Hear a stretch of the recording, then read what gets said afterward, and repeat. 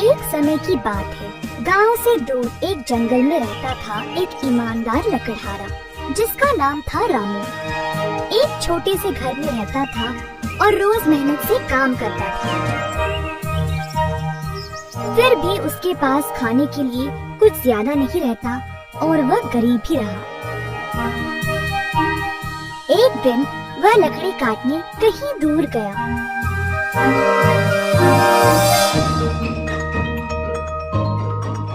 एक बड़ा सा अच्छा पेड़ की खोज में वह काफी दूर तक चला।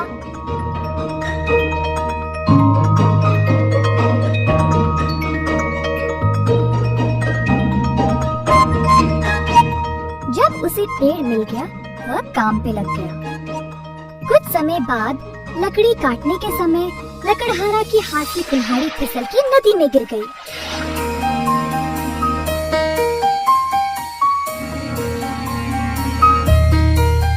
बेचारा रामू ये देखकर रोने लगा। मेरे पास केवल वो कुल्हाड़ी थी, अब वो भी खो गया। अब मैं अपनी रोजी रोटी कैसे कमाऊं? रामू उदास बैठा था और अचानक से उसे कुछ सुनाई दिया। मुड़ के देखने पर नदी के अंदर से एक देवी माँ प्रवेश हुई। मैं इस नदी की देवी हूँ। विश्राम करते समय कोई कुल्हाड़ी मेरे पास गिरी। कहाँ से गिरी ये देखने जब ऊपर तक आई तो तुम्हें रोते हुए देखा। क्या हुआ तुम्हें? रामू ने अपने आंसू पोंछा और कहा, देवी माँ, जो कुल्हाड़ी गिरी थी वो मेरी ही है।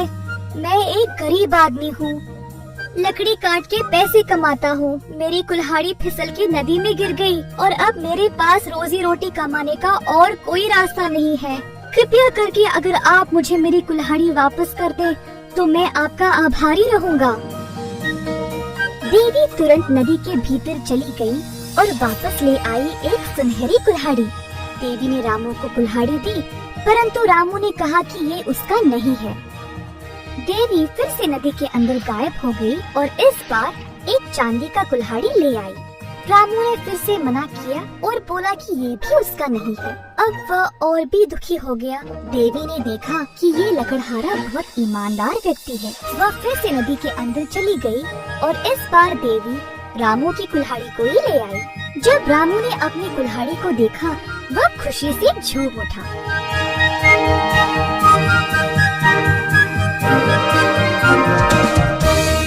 उसने देवी माँ का बहुत बहुत धन्यवाद किया। रामू की सत्यता देखकर देवी माँ ने सोने और चांदी दोनों कुल्हाड़ियों को रामू के हाथ में सौंप दिया।